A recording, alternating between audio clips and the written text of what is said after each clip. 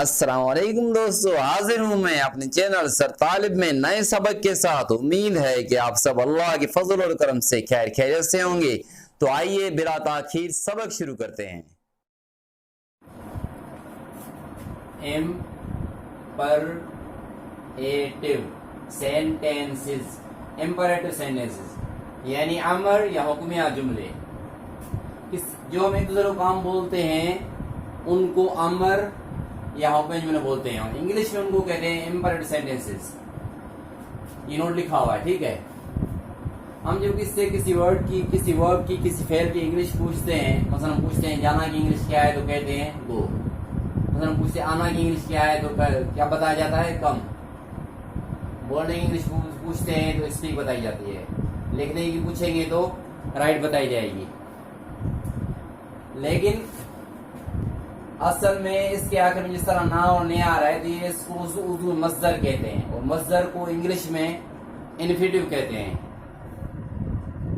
To की वजह से लफ्जी माना क्या है कि जाने में की तरफ, इसकी और माना भी है। लेकिन जब ये फेल के साथ आता है तो इसकी माना निकलती है ना या नहीं की।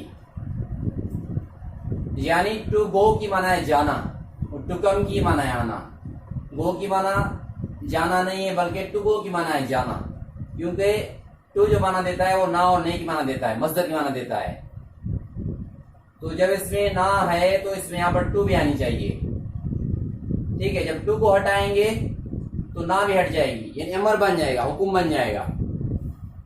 सब इसी तरह है। इनमें से आप टू हटाएंगे तो यहां से ना हटी जाएगी, फिर ये हुक्म जुमला बन जाएगा, अमर बन जाएगा। फिर वो अमर चाहे, वो हुक्म चाहे हम एक को करें, दो को करें, तीन को करें, चार को करें या हजारों को करें, कितनों को भी हम हुक्म करें, तो हुक्म एक दूसरे को जो हम काम कहते हैं वो सारे हुक्म जुमले होते हैं।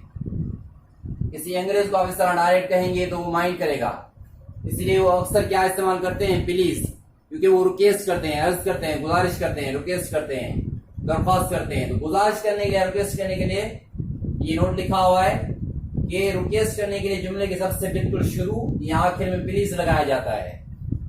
हम जब भी किसी वर्ब की इंग्लिश पूछते हैं, किसी फेल की इंग्लिश पूछते हैं, तो वो हमें उसका फर्स्ट फॉर्म बताते हैं। ये फेल की पहली सूरत है, मेन वर्ब का फर्स्ट फॉर्म, वर्ब का फर्स्ट फॉर्म। किताबों में लिखे होते हैं, अक्सर किताब मिलते रहते हैं, 3 फॉर्म्स ऑफ द वर्ब्स, और वर्ब की 3 फॉर्म।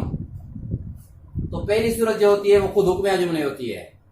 अब पहली सूरत आपको जितनी याद है, जितनी आप कर सकते हैं, वो सब पहली सूरतें क्या हैं। पहली सूरत खुद क्या है, हुक्म जुमला है, ठीक है।